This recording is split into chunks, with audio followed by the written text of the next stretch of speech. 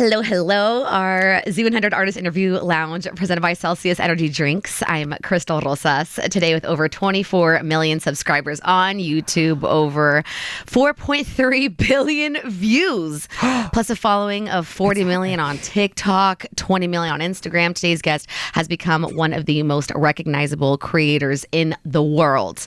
He made history as CoverGirl's first ever male brand ambassador, won multiple Streamies, People Choice Awards, Shorties, Teen Choice Awards, and was named one of Time's 25 most influential people on the internet. From releasing music to building his independent beauty brand, Painted, now home to the #1 selling beauty sponge on TikTok. He continues to push boundaries across beauty, music, digital culture. Sisters, a conversation with James Charles. I need to bring you ever. That was, I think, the best intro I've ever gotten on any interview that I have ever done. That was crazy. Hello. Thank you for having me. It's crazy what you've done, though. Oh, I really appreciate that. I've been doing this for a while now, so I've had some time to rack up the accolades, but thank you for listing them all back to back like that. That felt incredible. But I'm a fan. Like, I've been there from day one. Like, you taught me the brows. You taught me the cut crease. Like, you were taking everything with grace, and the first male cover girl. Like, yeah. From a high school glam shot. Yes. It's crazy. It's been a really, really, really long time, but it means the world that I've been able to have girlies like you watching me for so long and to grow up with. So thank you. Thank you, thank you, thank you. Going back to your senior portrait. Yes. I mean, what do you remember about that moment? I remember getting them back and being like, ew, I look disgusting and hideous. I had just started my social media journey at the time. So I had probably like 20,000 followers on Instagram, small little community that I was working on building, just posting my glam looks. I was nobody as of yet. And I got the senior photos back. I did glam for them for the first time ever, and they came back so ugly, and I emailed them just saying, can I redo it please, and can I bring my ring light? And they're like, we don't care. Sure, come on and back in. They're like, as long as you're paying for the retake, we'll let you do whatever. So I went back and it ended up becoming history. I could have never guessed, especially looking back now at all the things that like have gone viral and all the things that have happened with me, like that would have been the thing to skyrocket everything, to be the catalyst for what is now my crazy career. And what were your peers saying at that time about you? Was it not that weird that you were putting makeup on? No. Well, I got into makeup first. I started doing girls' hair for prom and ball at school, and then I started doing makeup. So it was makeup on girls for homecoming, for prom, for ball. So they all loved it because they came to me for their glam. It wasn't until I started doing it myself for Halloween that I then tried it out. Of course, there was like some bullying, but I never really cared, to be honest with you. So it was, for the most part, people were pretty supportive. I got really lucky in the town that I grew up in. It was pretty, like, I wouldn't say liberal, but accepting. That's kind of cool that Halloween was that place where you could feel free as a kid. Well, it was like, I didn't even really get started into doing my own glam until Halloween. Yeah. And it really was, I think, a case of beginner's luck, or like a sign from the universe, because that first makeup look that I did a skeleton look on myself. It's still on my Instagram. It's amazing. And I don't say that to brag, because the looks after that were garbage. So I'm not even trying to be like, oh, I've always been so talented, because that is not the case at all. My first like actual glam looks were so ugly, so hideous. But for some reason, that first skeleton makeup look, even by today's standards, like if I had a better quality photograph instead of like my iPhone 6 at the time, I would post that. It was good. It was a really good look. So I think that was like a sign from the universe of like, this is what you were supposed to be doing. And I'm so glad that I didn't give up when the ones after that were really terrible. But you're home now, New York. I mean, yeah, you grew up in upstate. I did. Did you grow up coming to the city or? All the time. Yeah, I've always been an internet kid. So even before I was doing makeup, I had like a Twitter account when I was like 11 years old. I used to post like relatable teen quotes on it from like the bus stop in the morning on school. You remember when you used to be able to like tweet or like send a text to tweet. It was like the 4040404 number. I used to do that every morning on the school bus. I would like send in my tweets for the day. My account was That's What Kids Do. So I posted like relatable quotes, and I ran Google ads on the Twitter to like make money as a kid. Then I started a Tumblr account, and I learned how to code. So I was making Tumblr themes for the girlies. And I'd always come to the city when I was like 13 and 14 on like the Amtrak alone to like meet my Tumblr friends. Yeah. My parents knew that I had a good head on my shoulders. I was never interested in sneaking out or drinking or drugs or anything of the sort. So they were always like, whatever, go have fun. Just text us throughout the day and make sure you're safe and good to go. So you were a city boy. Good. I was a city boy, yeah. Wow. Yeah, so I was down here quite frequently. I know my way around. Okay. And then after the high school senior photo shoot, and then you're posting more and more, you're getting that momentum. Mm-hmm. It was soon that the CoverGirl discovered me from the senior photos. So CoverGirl reached out to, I signed with a manager when I went viral for the senior photos, and CoverGirl had reached out and was like, we love you. We think this is super interesting. We want you to be on our team as the first male ambassador. It was crazy too, because I remember getting that phone call. I was actually in New York City at the time at a beauty convention. It used to be called Generation Beauty in New York. And I was staying in an Airbnb with a bunch of other influencers at the time. And my manager called me to let me know that CoverGirl had reached out. And I remember I remember getting that phone call and be like, oh, cool. I had no idea what that would do for myself and my career. Even like it was a really great offer in terms of the money, which was incredible to me because my parents wanted me to go to college. I didn't want to go. I knew that it was not going to be the right path for me. I was ready to start working immediately on this career. I really believed in myself, but they just, it's not that they didn't believe in me, but they just didn't see it. Being a content creator wasn't like a serious job really back then in 2016 and 17 when this is happening. So they were just really, we need to go to college. You need to have a backup plan. You need to be ready to go with a serious degree and future ahead of you in case this influencing thing doesn't work out. Whereas I was like, sorry, babes, love you guys so much, mom and dad, but like I'm here. But it was a great monetary offer that I knew was going to change my life, but I didn't understand how much of an impact culturally or like just globally it would have. So that's what really skyrocketed. Headline. Yeah. And you're in a place that's accepting of, like you said, in your high school, they were accepting of your makeup, and that's just kind of what you liked and were around. So yeah. For you're like, okay, I'll work with CoverGirl because you didn't even know. Maybe you knew, but you didn't really understand at that time what that really meant for the industry. I had no idea. I will never forget. Because I did the photo shoot and I got to meet Katy Perry, which is so incredible. Chloe and Halle Bailey were on the photo shoot with me as well, a couple of other people, which was just so cool when we were all like young kids. And I remember taking the photos, being super excited. I did the voiceover for the commercial with them. And they're like, okay, it's going to come out on this date. Like, get ready. We'll post the stuff on socials. Katy Perry's going to announce you as the cover boy. So I was like, okay, sounds good. So I was ready to go and super excited. Again, so grateful for the opportunity. But I remember that day like it was yesterday when the news article started rolling in.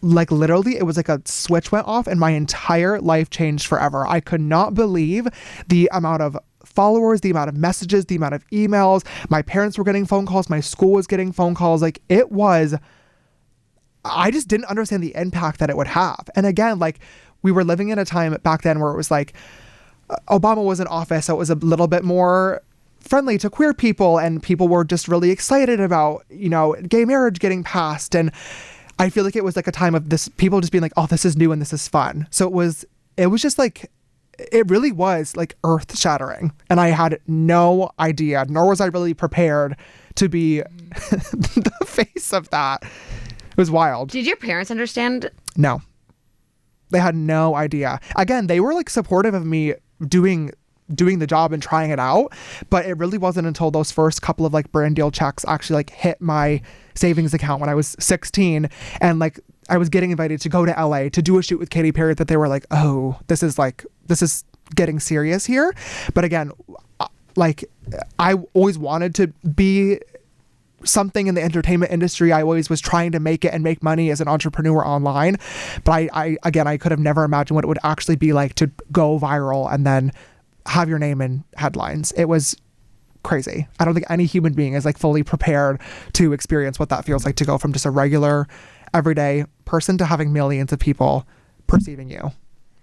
And then not too long after that, you did move to LA. Yeah. As soon as I graduated early. Dang. Yeah.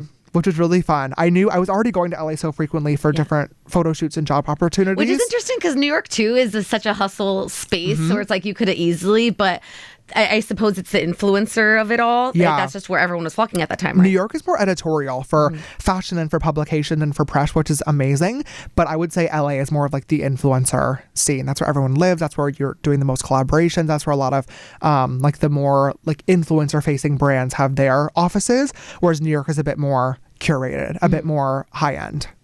So then how was it, that adjustment to LA? Fine. I was made for it, I think. To be honest, yeah, I think that's could come across a bit maybe obnoxious, but I do think some people are really made for this career or made to withstand all the craziness that comes with it.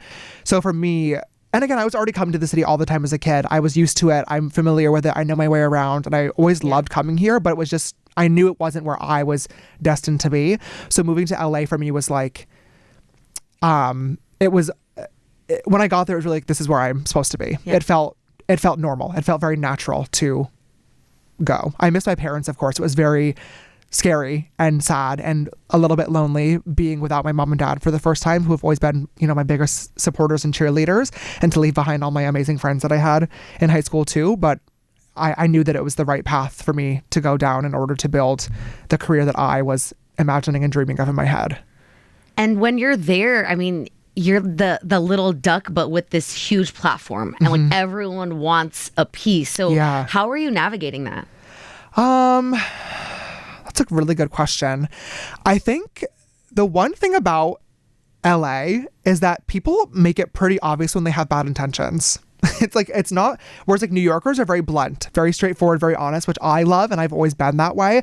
That has not bode too well for me in LA, which I've had to learn the hard way and kind of, you know, relearn some of those social cues and behaviors.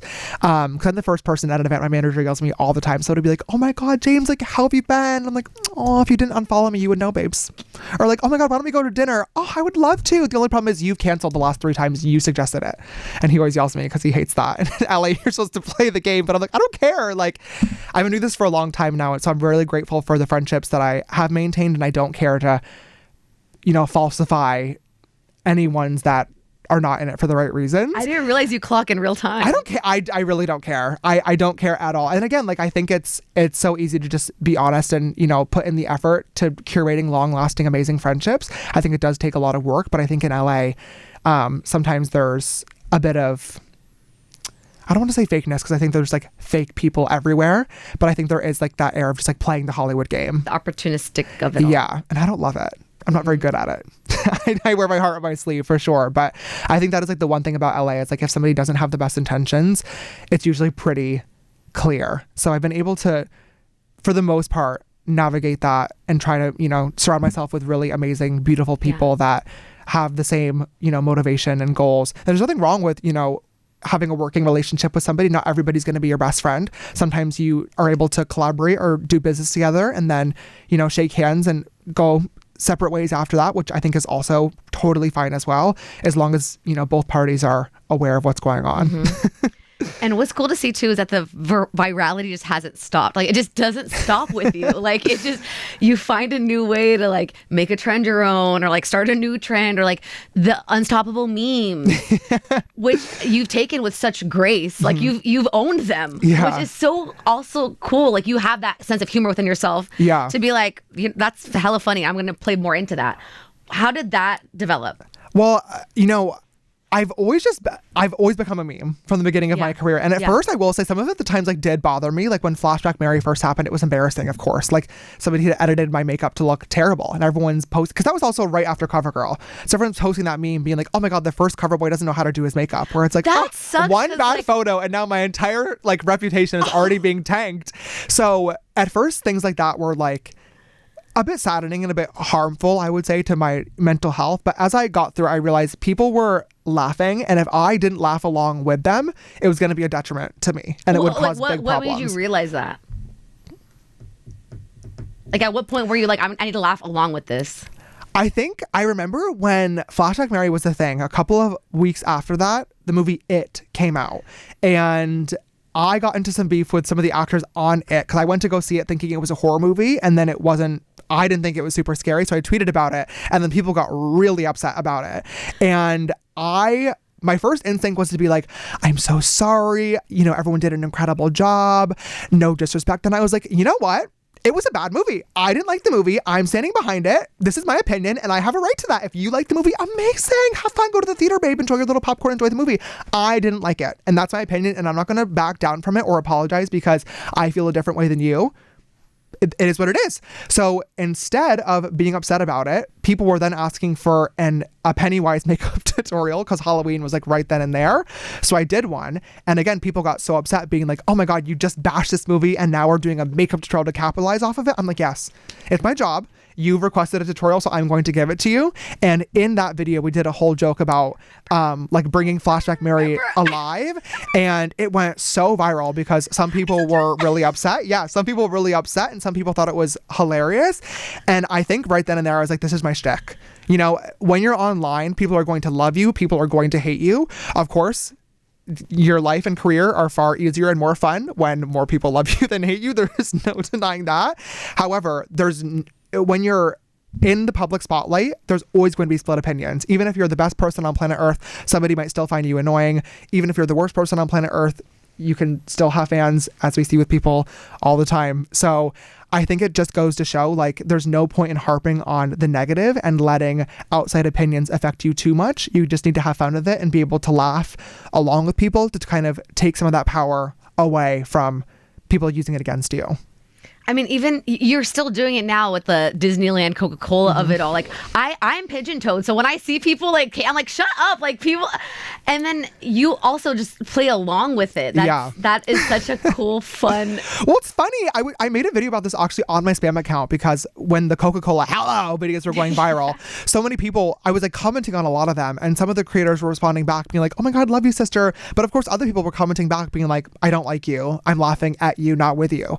And I'm like, you people have lost your mind if you think that I care about this. Like, this is, I basically was just like, you know, it's hard to stay relevant online. It is hard to be in the spotlight and to keep your name in people's mouths.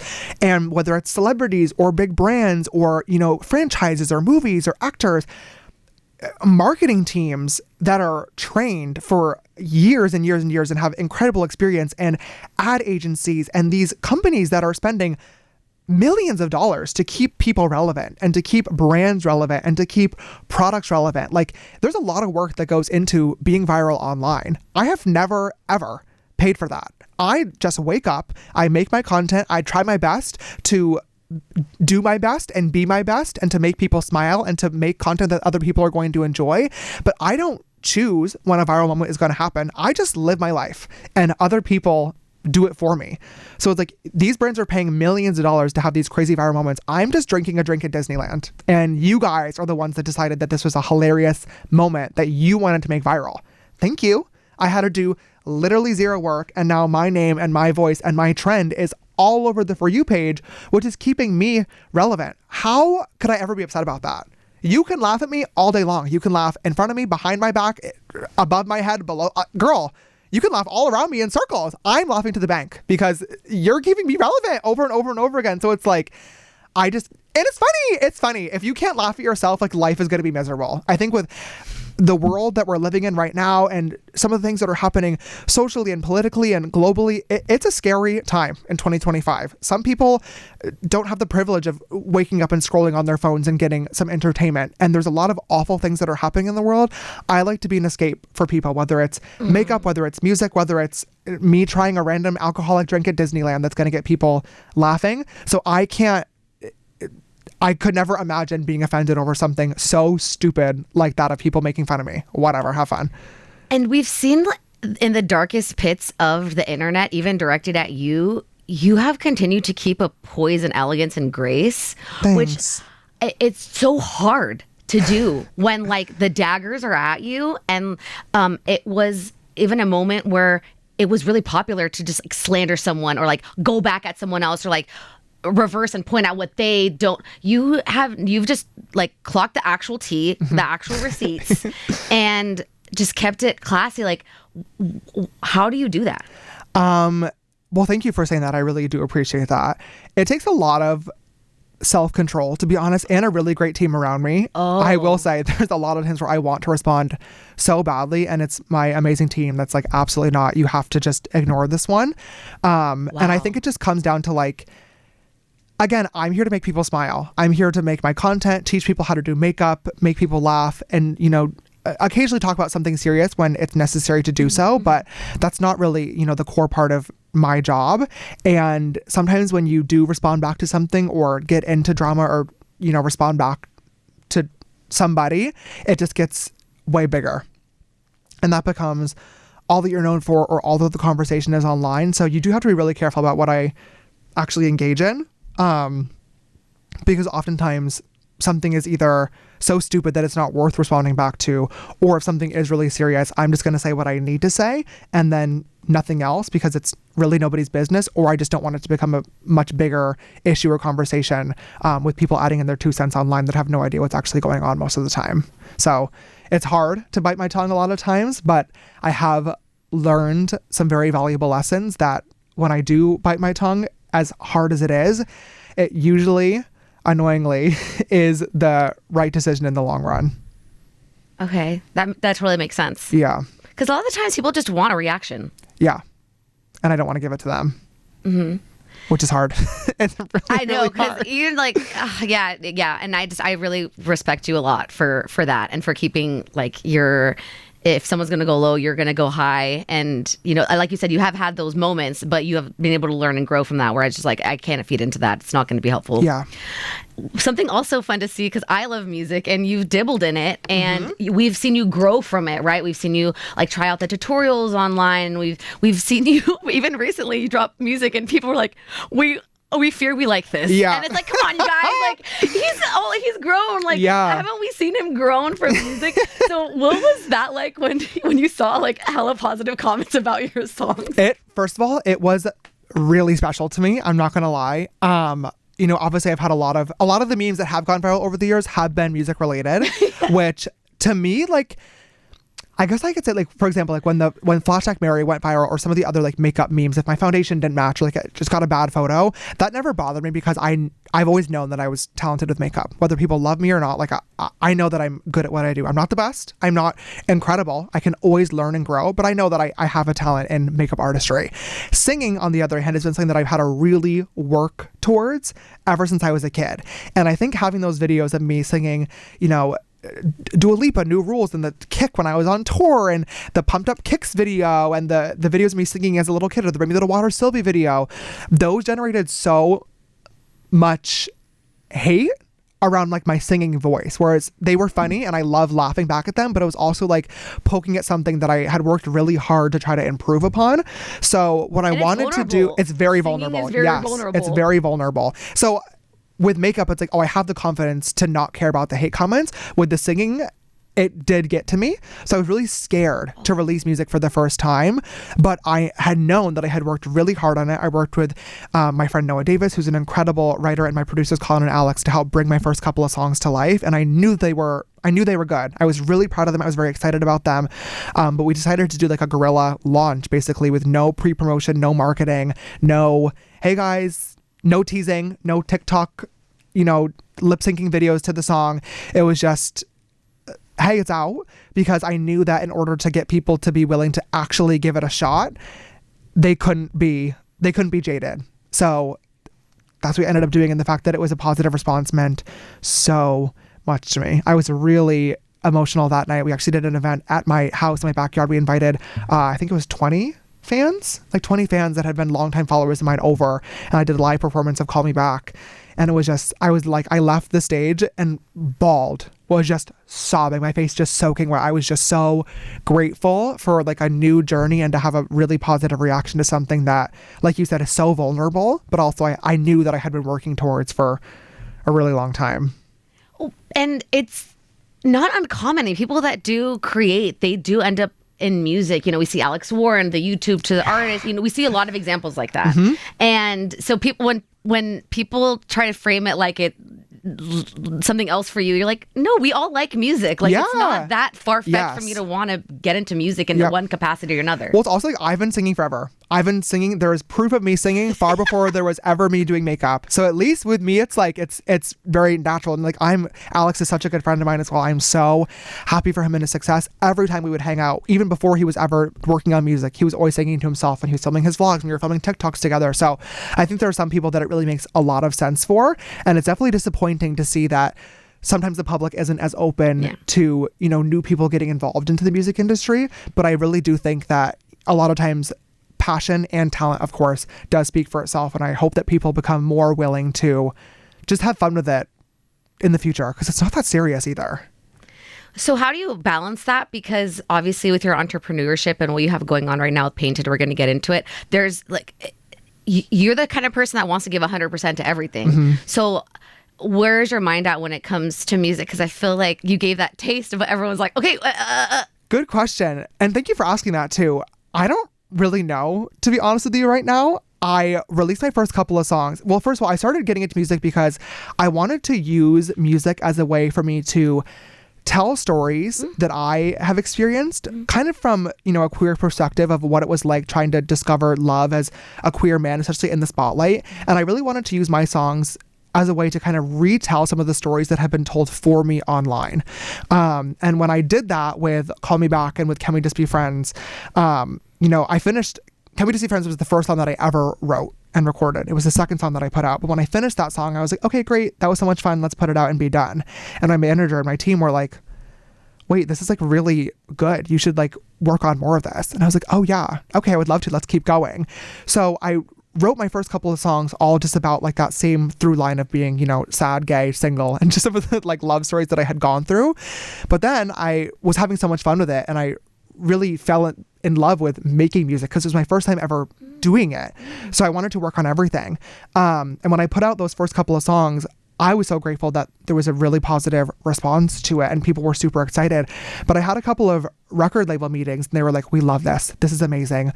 What is your plan to stop being an influencer and to do music full time? And I was like, oh, wait a second. That's not what I wanted to sign up for, which is super valid. Of course, like that's what, the record labels are there to do, is to turn people into full-time pop stars. But for me, I explained, like, you guys, no one's going to want to listen to my music if I'm not also releasing makeup tutorials, if I'm not also releasing amazing products for my brand, if I'm not also being crazy on my TikTok spam account ranting about whatever's going on in pop culture right now. I was like, people like me as James Charles because they've gotten to know my personality, and music, as much as I love it, is new for me.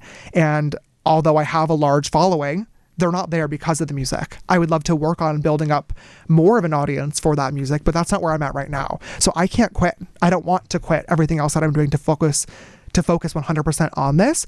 So I was like, I want to work with the right team to help curate, the future songs and the future sound to really be, the full package.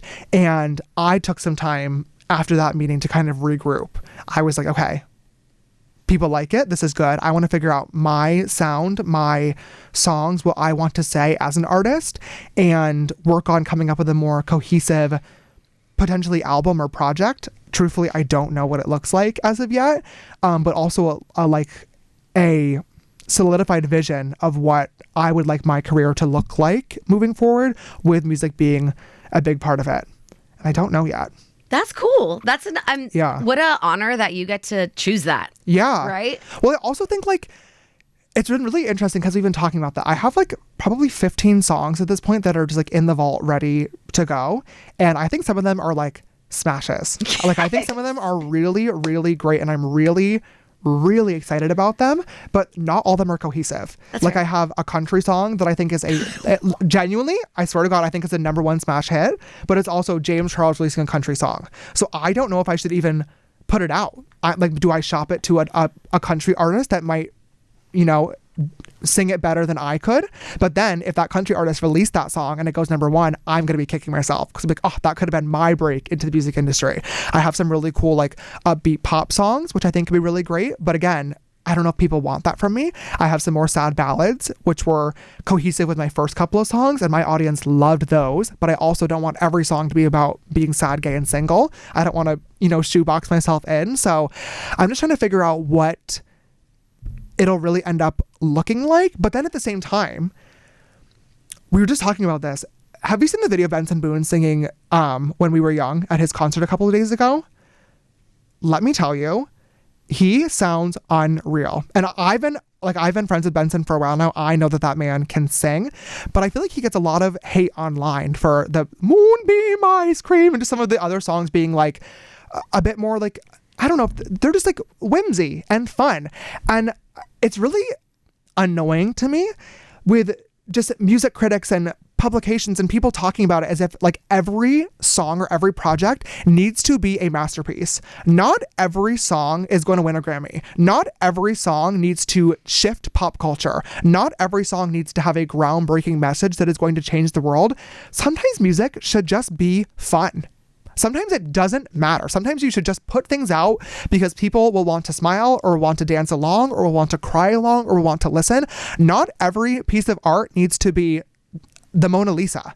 You know what I mean? And it's frustrating to me because Benson has had phenomenal, beautiful songs that it took him singing a cover of somebody else's song, which granted, I love Adele, so it's like, I don't mean to diminish it in any sort of way, but it's annoying to me that he had to sing somebody else's song for people to be like, oh, he is really talented. I wish he would sing more like this instead of his other stuff.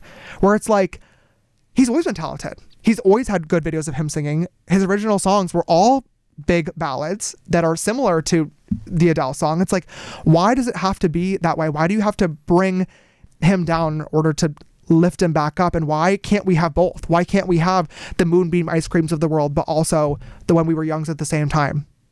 I think both can exist, and the same artist should be able to do both because that's what it's all about. Taylor Swift is about to release her, 12th album? TS12 is the Life of a Showgirl? 12 albums. 12 albums. And Benson's on, number 1? So it's like people just are so serious about just every artist releasing every single thing being a masterpiece. And I feel like we've lost touch with just enjoying music. Not everything needs to be picked apart. There's nothing wrong with critiquing. There's nothing wrong with getting feedback. Not everybody loved my music. And as sad as it was to see some people not liking it, I genuinely enjoyed getting the feedback because I want to do better. So I'm not saying there's anything wrong with it at all. I think it's always important to critique and to rank and to give feedback and to give constructive criticism. Some people will, as I said earlier, love things. Some people will hate things. That's fine. But I think that there's too much of a focus on it. And sometimes we just need to get back to having fun. So I'm at a weird crossroads where I'm like, do I wait until I have 50 songs and then I get to choose the 10 most cohesive for an album and hope and pray that it becomes a hit Billboard charting album? Or do I just start putting the songs out that I really love now and seeing what sticks? I don't know. I don't know the answer. I didn't know that you already had tracks in the vault. I'm shook at the country one. Like, I need those chaps back. Like, you need to bring that. Go to...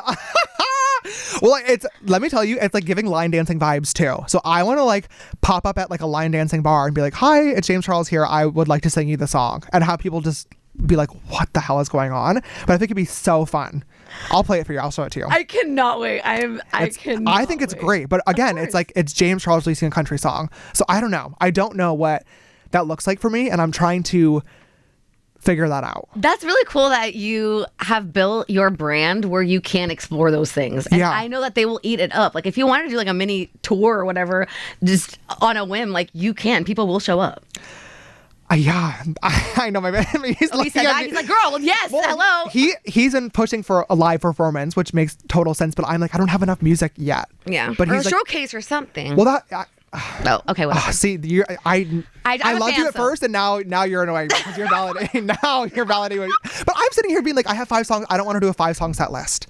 But I'm also like, do I go on and do 5 songs and play the 15 that are not released and be like, hi?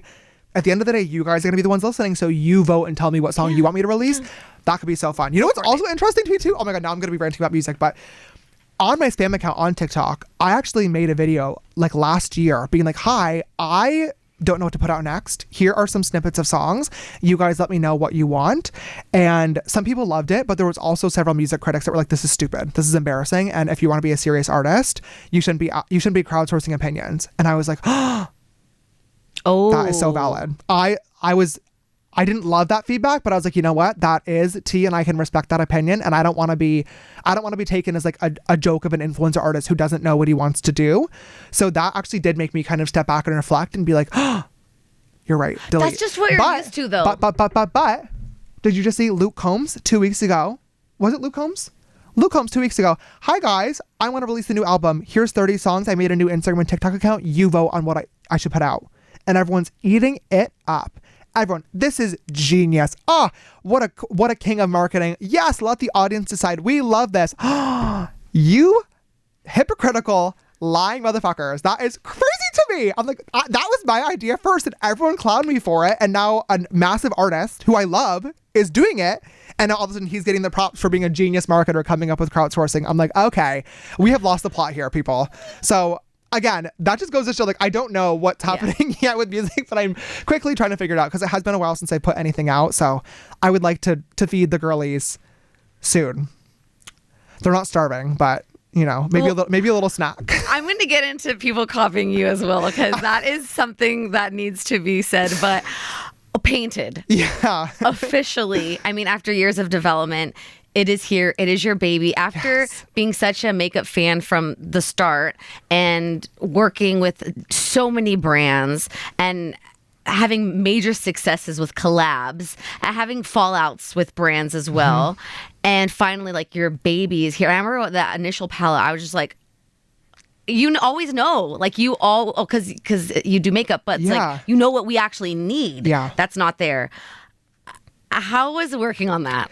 It has been the biggest dream come true. I think, like, I don't have the best relationship with Morphe anymore, which I have publicly talked about many a time. However, I will always be so grateful for the opportunity that they gave me to create that palette alongside of their team, because it really did change history in the cosmetics business. It is the #1 best-selling palette of all time ever. Nothing is even, oh my God. That's an ancient relic at this point. Nothing will ever, yours is in great condition. Wow. What? That's a good one. Yeah, this is mine. That's a good one. Nothing will ever come close to comparing to that palette and what it did for people, especially young girls that were getting into makeup, and boys for the first time ever. This was like the first influencer merch I ever got. Yep. Like, I didn't even have it online. Like, I didn't even know how to buy something online when I got this. And it was the same for a lot of people too, which really did change my life. So I will forever be grateful for that. But, when I was creating that palette, I shouldn't say that I didn't have full creative control, because I did. Again, despite my current relationship, Morphe was amazing to work with. But I think at the time I didn't really know what I was actually capable of or what I could accomplish actually designing a product. So, for me, I made that palette and it was like the only palette you ever need. But now, as I grew up and just continued to learn and grow my skills and work with other people, I started to notice little gaps in the market or products that I liked but I thought could be really improved upon. And that's when I started developing the different product concepts for Painted, because I wanted a brand and I wanted products that were professional formulas that anybody from, Beyonce's makeup artist could put on her to wear on stage, but also the girl next door or the girl that's just getting into makeup could also use the same products in her routine and figure out how to feel like she's Beyonce on stage, So it was a huge labor of love. It took a really long time, and there were a lot of bumps and hiccups and, forks along the road that we had to navigate through. But now that it's out into the world and people are really loving it, it has been just the most beautiful thing, far more special than a collaboration, because this is mine. It's all mine. So it's been very special. I mean, congratulations. That's so awesome. And you are such a connoisseur of it. I mean, you've been using it. So the fact that you've been using makeup and exploring, and from luxury to drugstores, you are delivering like what little James Charles would have dreamed of. That was the exact goal. That was really the goal, was to find the gaps in my routine that I thought could be improved upon and then make the best product humanly possible. Why was it so important for you to stay independent and free from like big investors? And I will say we had quite a few conversations with investors at the time. I was obviously really scared about investing my own money into the brand. It's very expensive and very hard to start a brand from the bottom up. And I did take those meetings at first because it would have been a lot easier and probably a lot faster to work with, a massive global partner that could invest their money instead of mine when they have billions in their pocket, and get the brand directly into stores and to help predict the trends of what else is coming and to help with the packaging. And it would have been a lot easier, so I was definitely open to that. But when we started discussing just contracts and really lead times were the biggest thing, I was taking these meetings with some of the biggest founders in the world and the biggest partners in the world, and they were like, oh yeah, we can bring a product to market in 2.5, 3 years.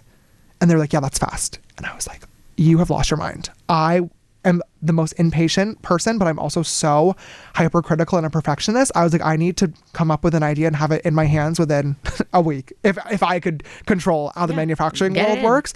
So to me, I knew right away that working with a global conglomerate would make things sometimes easier and lighter on my personal bank account. But I knew that if I wanted to deliver at the level that I was interested in and the speed that I was interested in, I had to do it myself without other people having their hands in the pot and making the tough decisions that I knew already that I wasn't going to be agreeing with a lot of the times. Something that even I didn't realize was that you are actually a bigger innovator than we could have even imagined. The painted sponge shook. It shook because that, like, yes, we needed that. Yeah. But we didn't even know that we needed that. Yeah. And what was that moment for you when you were like, can I just get a bigger sponge? Well, I think, with makeup, I obviously spend several hours every time that I get ready, but I'm also well aware that my makeup routine is not standard, or is not typical, I should say. Most women or girls or boys or drag queens do not have 3 hours to spend getting ready in the morning. If you're a busy mom that's, getting ready for work with your kids screaming and running around, wanting breakfast or forgetting their homework for school. If you're a college student, hitting snooze 20 times on your alarm that's about to miss your class. If you're a girly in high school, getting ready in the morning, trying to, impress your little crush that's sitting across from you in science class. Most people don't have several hours. They're trying to get ready quickly in the morning, in order to feel beautiful and feel confident. So for me, I wanted a bigger sponge to help increase or to help speed up your glam time, because the more surface area, the better and faster you can blend. But also, we talk a lot about Beauty Blender on Painted. I love the brand. I've been using those little pink sponges my entire career. There's nothing wrong with them. They're a great product, but they're expensive. $20 for a makeup sponge is a lot of money that a lot of people don't have, especially in this economy. So with Painted, again, we try to make those pro products and really innovate and improve upon things that sometimes are already in the market, sometimes are a new idea, but make them better and more affordable for people that want to dip their toes into makeup or may already love it. Did you think or have any inkling that the sponge was going to pop off like it did? Yeah, people love cheap shit. People love things that don't cost a lot of money. They love adding something to their cart when they're already shopping online that's a couple of bucks. So I had a feeling that it would do really well. Also, we went through probably 20 or 30 samples of sponges and materials and working with different manufacturers before we actually aligned with our one that's now making all the painted sponges. And we tried all different shapes and sizes and materials. So I would have hoped that it would, do well, just because I knew it was a great sponge, but I could have never imagined that it would end up becoming where it's at. Number one seller on TikTok Shop in the world, which is crazy. That's so It is literally crazy. Now we just did the blind boxes. Bro, which were, you kill me. You don't stop. Yeah. You don't stop. Well, that was really crazy. That one, I didn't even know how big that was going to get. So that was really quite a whoa moment for myself and the blind team too. Box sponge drop. Yeah. So fun. So fun. Explain it. Well, I've always loved blind boxes, and with the popularity of Labubus right now, I see there's one literally sitting up there. Clementine Salissa's. When we were launching the rainbow palette, we had colorful sponges ready to go. We were going to launch them individually. They were actually already boxed and ready to ship out. But the palette ended up doing so well for the brand, which I was so grateful that a rainbow colorful palette in 2025 was selling. That is a miracle in and of itself. Again, with everybody doing cold brew, latte, cinnamon, just natural clean girl makeup the last couple of years, I was so grateful that people were excited about the palette. So we decided to end up holding the sponges because I wanted them to have their own special moment and not overlap or distract. But with the popularity of Labubus, I literally was like, wait a second, this has to be, there's something here. We can make this really special. So we literally had our manufacturer unbox all of the colorful sponges that were in their own individual boxes already, labeled per each color, and put them all into blind boxes just to try it out and see how it would do. I had no idea. It was a really small, limited quantity, a couple thousand, but the fact that it sold out in literally 4 minutes blew my mind. It was so cool. So we're actually getting ready for restock, I think, next week. Week after. What was your reaction when you saw all the openings and the excitement for the fans? Just so cool. I think it's really a blessing too, because, everybody wants to be an influencer. Yeah. Everybody, that's like a dream job at this point. But, not everybody wants to do it, like in theory, but sometimes people are too scared to actually put themselves out there or get on camera or just, record themselves being themselves. Some people just are too nervous to do that, which is totally valid. But the amount of people that filmed themselves actually unboxing it was crazy. And it really, when you're working in social media, a lot of times you do just see the numbers on the screen. And sometimes it is hard to remind yourself of what those numbers actually mean. You get used to it. And it sometimes takes in-person activations or meet and greets or pop-ups or, going out in public at a busy place or seeing stuff like this where you actually get to put faces to the names in the comment section and put faces to the numbers that you're seeing in the likes and in the sales, where it really makes you take a step back and be like, wow, I am building something really, really special here. So it was just so cool to see the beautiful faces unboxing it and getting the colors that they wanted. It was sad to see the girlies unboxing and getting the colors that they didn't want. But it is what it is.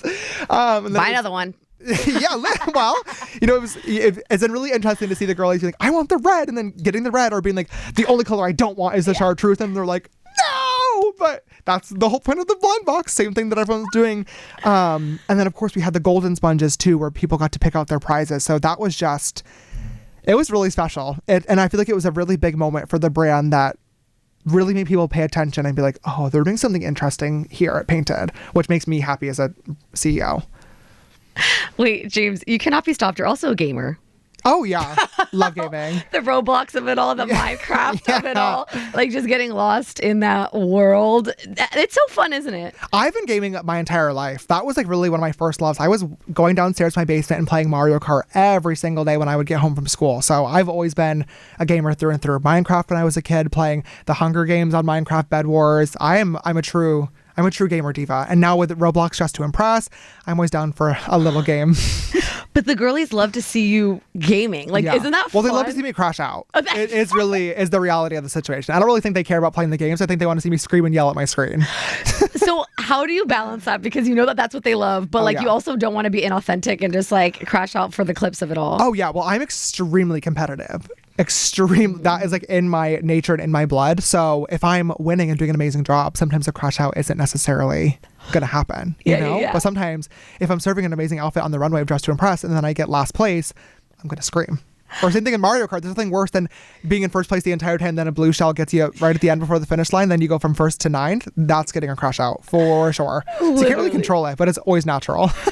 And I saw that you were like coding, like when you were younger, you were a little coder. Uh-huh. Speak on that. I was an internet kid always. Like I said, I used to run Tumblr blogs when I was really little. So I learned how to code HTML and CSS so I could design Tumblr themes. So I'm still fluent in it today. I just don't use it very often. You don't? What would you use it for? Well, like the Painted website. For example, like I designed the Painted website. Oh my gosh. Yeah. Oh my, what was that like? Fun. I really want to, it's like, see, I want to redesign it. I want to actually bring on a design firm to redo it because I think it's really good. And a lot of people have really appreciated it. However, I want it to be better. I want everything that I do to always be better and always improve upon it. So I do think that I'm a good web designer, but I'm definitely not the best. So we actually have a call next week with a design agency to try to redo it and make it even better. Rewriting, getting it in. You also love Legos. Love Legos. My entire office is filled with them. What has been like your favorite set so far? I have the Eiffel Tower and the Taj Mahal. Both of those were like weeks of building. Who helps you? Nobody usually. I usually just do it myself. Because I build them all on like my dining room table, and then I just do them at nighttime, like after work. And just like put on like a little Netflix show or something. So hard. It was very, very hard. Well, the thing with those two parts or those two sets as well is they were very repetitive because both of those sets actually have like 4-way symmetry. So it's like you would just build like one corner and then just duplicate it, and that got annoying really fast. Mm-hmm. So I've done the Pac-Man machine. I built 2 roller coasters. Those might be my favorites, the Lego roller coasters. Built Mona Lisa, Starry Night, and Adidas Superstar shoe, because that was the sneakers that I used to wear all the time when I was a kid. I even have a couple of sets that are like still in their box in my office that need to be built. I just haven't had time recently. Yeah. You and I both love escape rooms. Do you? We've done all the ones here in the city. Have you done some here in the city? I've done a couple here in the city. I've done every single one of them in LA. What are like the best ones that you've been able to do? Let me tell you, I can give you a full list. Okay, Please. I keep a spreadsheet on my on my computer. The best ones in LA are Escape Revolution on Melrose. They have a Pablo Escobar theme room where you're like literally, I don't know what I can say on this without getting in trouble, but it's literally like, well, we all know who Pablo Escobar is. Yeah, and yeah. why he is who he is. So it's very much like trafficking, which is crazy. Right. You're like in the room, like weighing out. Yeah. The white stuff. No, I didn't know that. That's so cool. They have a prison break one that is crazy. It's literally like 2 stories. The set design is just incredible. There's one called The Basement in LA too, which are really crazy themed. There's one that's called The Elevator Shaft, and you're literally like on a rope, like climbing up an elevator shaft. Oh my God, they're so insane. There's Escape LA in downtown. They have an Atlantis and a pyramid themed room that are both incredible. It's literally like sand falling from the ceilings, like those, like, you know how like all like the Egypt movies or like the Indiana Jones movies, that'll be like the round door that like rolls over for them to like enter the Temple of Doom. It's like very much giving like full on production, which I love, because there's nothing worse than an escape room and it's like 4 walls and a carpet on the ground and a couple pieces of furniture with like some Home Depot locks on the drawer. That sends me into oblivion. I love the set design. I love New York City. I love you, but like the budgeting here and the space here, and it's just like, they're not great. This looks like high schoolers put this together, because I love escape rooms. And I've done a couple ones here and I've never had a great one. And some of them, the clues, like, there's no way to actually solve them. They have to give you the clue, and it's like that is my biggest pet peeve. I love a clue every now and then if I request it. You should not have to come over the microphone, over the loudspeaker, and tell me how to do the puzzle that I'm currently trying to solve because it's too hard. That means that means that it's a bad puzzle. Yes, that's what I've been saying this whole time. Yep, drives me insane. Okay, so an escape room date secured. Thank goodness. So down. So down. I mean, James Charles in 2025 has evolved so much from the high schooler that we grew up seeing. So how are you feeling now? What do you want people to feel when they see your content now? I think I just want people to have fun. I think, again, like my content is usually not that serious. I just want people to laugh or learn or relate or just have a good time and smile if they're having a great day, a shitty day, an okay day. I like my content to be an escape from what's happening in the world. So, I'm focused a lot on painted and makeup, but I also, like I said, I would love music to be a big part of my career at some point. It seems like 25 is already escaping us. So maybe in 2026, it'll hopefully be a much bigger part if I finally get to, put some things out. But also, who knows what else is going to happen with me. I feel like I'm doing something new or trying something new. I'm like interior designing my balcony in my house at this point over on my TikTok feed. So who knows? I'm always down to clown and try out something new. And I'm just really grateful that I've been able to build a really beautiful, incredible, dedicated audience that is down to come hang out with me regardless of whatever I'm doing. And you are very honest, and you do give your takes, especially on your spam account on TikTok. But the girlies have been wondering about a podcast, and they've been so popular recently. But, we see with even like the canceled of it all, of like negativity coming in, like when you don't really want it. So what is your thoughts on people asking you about starting a podcast? I've debated here and there. I think that I love this, where it's like we get to talk back and forth for an hour or two and have like a great conversation. I don't like sitting in front of the camera and just talking by myself. Even if I'm filming like a regular YouTube video, I always have my team in the room because it's easier to bounce off of people. So I don't think I could ever see myself doing like a long form solo podcast. It's just not my vibe. Also, the more you say, the more chances you have of annoying somebody, pissing somebody off, or getting yourself into trouble. So I try to limit my rants or controversial discussions to the spam account in little, 2 to 3 to maybe 5-minute bursts, depending on the topic at hand. So I feel like for everybody's sake and safety and best interest, I'll keep my mouth shut in terms of starting a podcast, at least for right now. Maybe in the future. I love going on podcasts, love yapping, love talking, can answer questions and have a great combo for hours. But in terms of like leading it myself, not always my favorite thing to do. Have there ever been people that you've had maybe like a not so good interaction or moments with that have tried to spin the block? And oh my God, every other week. For sure. Yeah. It's very frustrating and dehumanizing in a way. But it is what it is. That's what happens when you're in the spotlight. So Has there been anyone that you've met that has star? I mean, you've met everyone, but what were those moments where you're like, oh my gosh, I can't believe I'm talking to this person? I met Kim for the first time ever at an Ariana Grande concert, actually, in LA. And that was so special because I was really good friends with Makeup by Mario. At the time, well, still am, of course, but he knew that I was a huge fan of Kim, and I had posted on my story that I was there, and he had texted me like, oh my God, Kim's at the same concert as you. Her and North really want to meet you. So I was like, what? That is crazy. So, and I, of course, was like, oh my God, I would do anything. Like, I love Kim. That's so cool. And I guess North was like watching my videos at the time and I had no idea. So she sent her security over to my seats and came and grabbed me. And I got to go over to the other side of the stadium and talk to Kim and meet North for the first time. What was that like? It was so cool. It was so cool. Just the biggest, like, whoa, I've made it moment ever. Because I was also like 17 or 18 at the time. So she was like the first...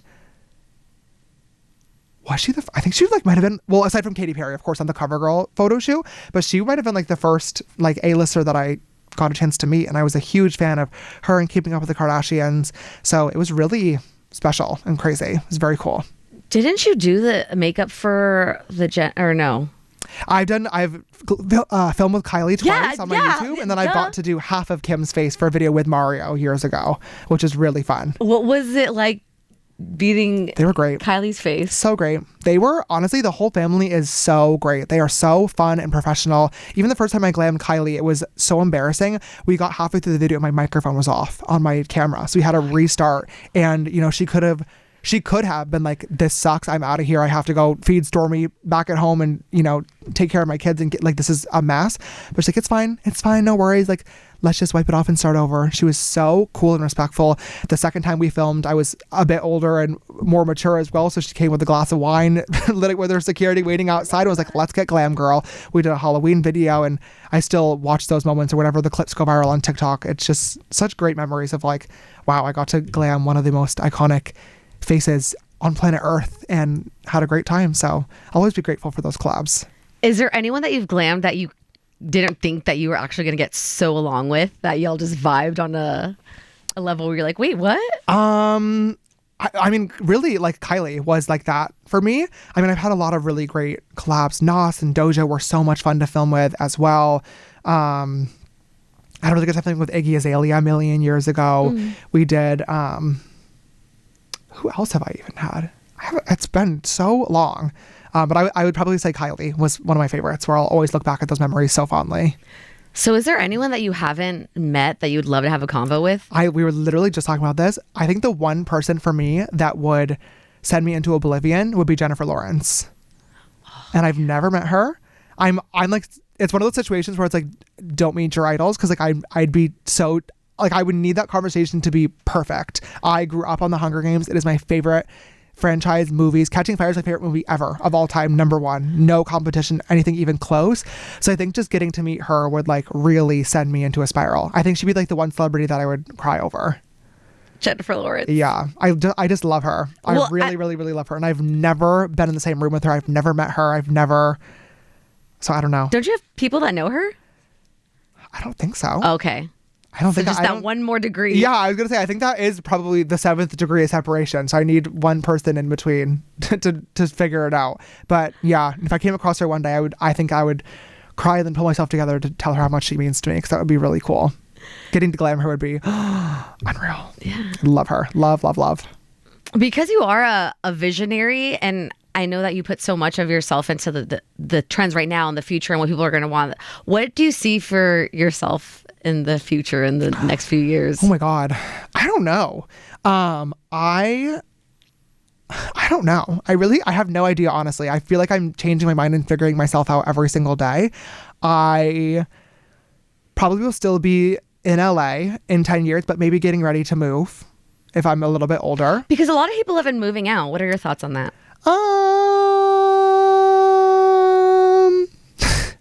I understand why, to be honest. The amount of taxes that we're paying in LA are crazy, and the city is not necessarily getting better or safer, which is super disappointing. However, it is, a beautiful, beautiful city that comes with a lot of incredible opportunities and great people. So I personally am planning on being there for a bit longer, but I don't know if I see myself being there forever.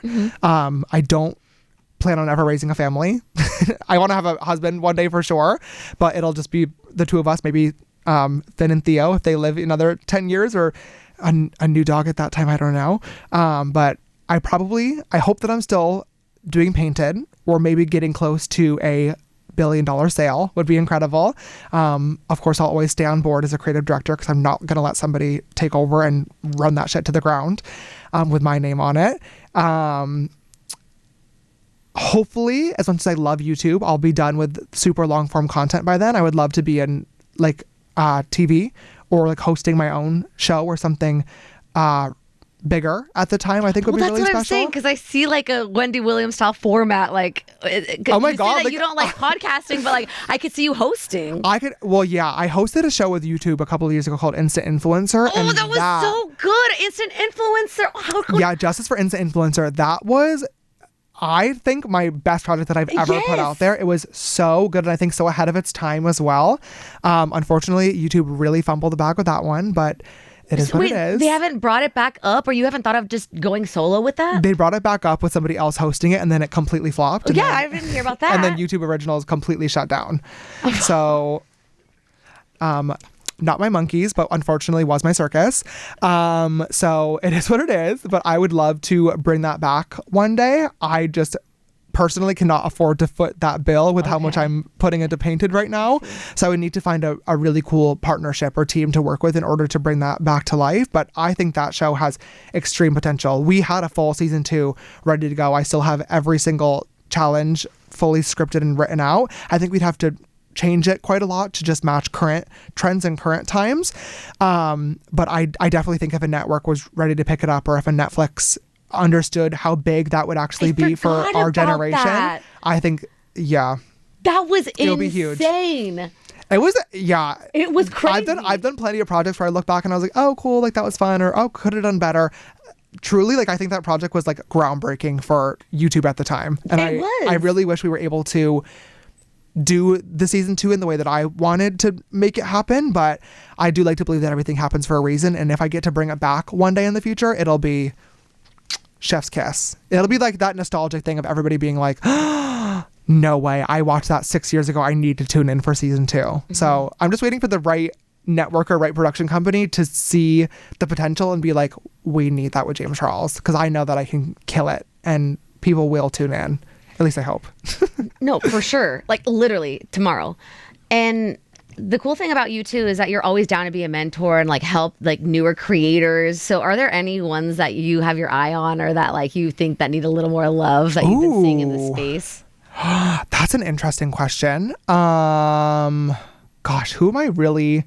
A lot of the content creators that I'm watching are like have nothing to do with me. Like a lot of them are like weird channels on YouTube that are like super niche interests. Like one of my favorite content creators, his name is Benny Productions. He started off as a Photoshop channel, like teaching Photoshop tutorials, which is how I learned how to make like thumbnails for my YouTube videos and like edit my Instagram photos when I was younger.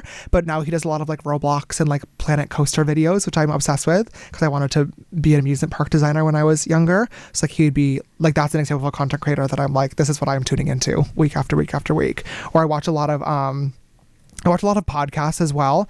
Like I watch RuPaul Drag Race, is my favorite show ever. So I watch Bob and Monet's podcast, Sibling Rivalry, where they recap the episodes I really love. Of course, Drag Race has the Pit Stop, in which they recap the episodes every week. And then I also watch Once Upon an Island, which is a Survivor recap podcast that I love too. Oh my gosh, that's so funny. Love Survivor. What about other shows that you were tuned into Love Island? And absolutely not. No, I ended up watching a couple of episodes of Love Island because I felt like I was missing out. That's just not my cup of tea. I don't like shows with regular people doing regular things. And there's nothing more mundane to me than strangers dating and kissing and then cheating on each other. You've lost me. I couldn't care any less. I need like high stakes. I need bank robberies, prison breaks. I need drugs, political scandals, or political conspiracy theories. Like I need or a reality competition show. Like I love Drag Race. I love Survivor. I love Traders. I love... Would you go on Traders? Absolutely. That would be my dream. I would love to do Survivor one day too, but maybe in the future. I'm not ready to actually survive and give up my phone and food for a week straight. It's like nature's Ozempic. But maybe one day, in like 10 years from now when my career is like calming down a bit, for sure I would go on Survivor. But Traders, I would go on tomorrow if I got the invite. What do you have to say to those fans that have been there from the day one, from the Morphe palette Love for the you season? I actually just met a girlie today that was like, I have been literally subscribed since J. Charles Beauty, which is my original Instagram username. And it's always just so cool to see the people that have stuck around through everything, through the highs, through the lows, through the greatest moments, through the bad, embarrassing moments that I wish that I could erase. Like it is really special to know that there have been people out there that have literally grown up with me and seen everything that I have to offer as a human being, and hopefully will continue to stay for everything else that I come up with in the future. It's the biggest blessing that I could ever ask for. You know, when we first started talking, I was saying how like I do think that some people are built for this, and I don't say that in like an egotistical way. I think it is true. I think doing this job is physically easy. You know, there are people that are so much harder working in terms of their schedules and the physical labor and the sacrifices that they have to give to provide for their family and their loved ones. So I would never compare being an influencer on that level, but on an emotional level, I think it takes a really thick skin, a really sharp brain, and a great team around you to help actually make this career fruitful and long lasting. And I've been very, very blessed that there have been people that have, you know, stayed along with me through the entire ride, and I wouldn't trade it for the world. And I also would like you to give some words to those kids in high school that are scared to put makeup on or scared to love who they love. Mm-hmm. You're such an advocate for just being yourself. What do you have to say to those people? Just do it. I think not everybody is blessed to be in an accepting, welcoming environment, and that, of course, makes my heart really sad, especially with the world that we're living in right now. However, you only get one life, and your family is your chosen family. You should be surrounding yourself, when safe to do so, of course, with the people that love you and accept you and will cheer for you regardless of whoever you are. So I encourage people that when you're safe, when you're comfortable, when you're in an environment where you feel like you can be yourself, do it as quickly as humanly possible so that you can live authentically and have the most fun while we're here on this planet Earth. I think that there will always be people that love you and there will always be people that hate you. So it's important to focus on, you know, those that are supporting you and are riding for you no matter what you go through. And when you're able to make that choice in life, it will truly be for the better. I also think when it comes to like makeup, just try it. It's art. It washes off at the end of the day. If you want to put on a drag rainbow cut crease, if you want to try a black smoky eye, or if you just want to try tinted moisturizer, you know, lock your door, try it out, see how you feel. If you love it, amazing. Take some selfies, go out on the town and see, and, you know, enjoy yourself. If you hate it, if it's not for you, if you think you did a bad job, grab a makeup wipe it off, and try again another time. It's never going to be perfect the first time around. It takes practice. It takes precision. It takes, you know, love for it. But just like any art, just like riding a bike, just like acting, singing, hosting a podcast, being a camera person, a sport, you got to try it and you got to work towards it. And when you do, that's when you can really fall in love with creating. Yeah. And here in New York City, like let's say someone is going to New York for the first time, and because these were your streets, like where are some like James Charles niche New York City places you would suggest? Well, my recommendations from when I was like young and had zero money, or like my allowance for the week, has definitely changed now that I'm in a bit more of a blessed position.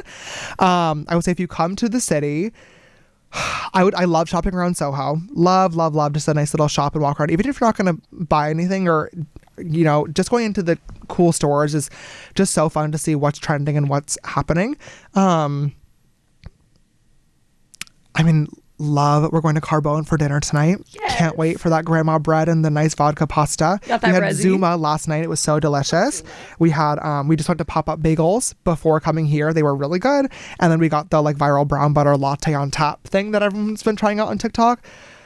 It was very delicious as well. So I feel like I don't know. I feel like everyone's interests are kind of different. So I feel like just look on your For You page or do some searches of like what's viral and what's happening and plan your trip according to that.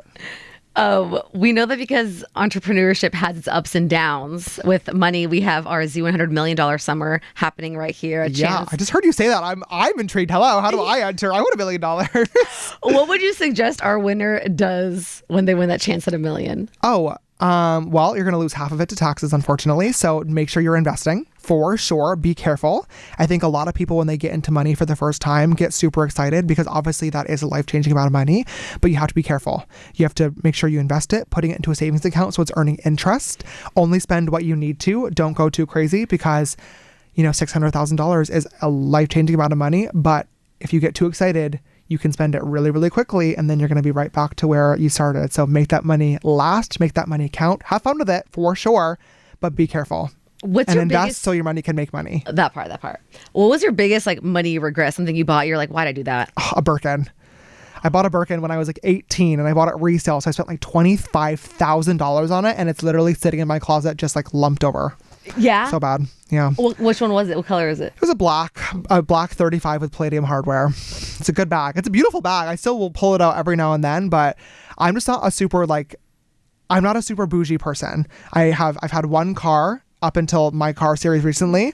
And I don't buy a lot of designer jewelry or bags. It's just not really my cup of tea. I'd rather spend my money on, I bought my house. I bought my parents a house because to me that was where I really wanted to invest. And then I spend a lot of money on vacations to make memories with friends and family that I'll never forget. Because when I die one day, I want to be able to look back and be like, yeah, I did everything. I don't care about the Birkin collection when I'm, 95 and rotting in a hospital bed. I know.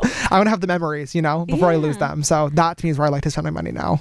And to wrap this convo up, how does it feel right now to be James Charles? It feels great. I just had a great interview with Z100 and I had a great time with Crystal Rosa. And I'm grateful to be in the city, grateful to be, here working on some things for Painted, grateful to be discussing music. I hope I can play you some of the things when we end the interview, and just grateful to be alive, grateful for the support of my friends, family, and supporters online. Grateful that I have a new YouTube video to upload in 32 minutes. And I hope that people tune in and hope that people continue to watch whatever I have coming out soon. Again, thank you so much. I've been dying to have an interview and a conversation with you for so long. And I've been a fan from forever, along with all of us and David and Alyssa. So thank you for the time. Of course. Thank you. This has been unreal. So good. Of course. Can't wait to hear the music. Can't wait to see what else you have coming up. And I'm so happy that palette got restocked so I can get my hands on it. We'll keep you posted. We'll get one sent over to you for sure. Yes. Hope you enjoyed this conversation. Drop a comment. What was your favorite part? What you want to see more from James, begging him to drop that music. And thank you. Thank you, guys.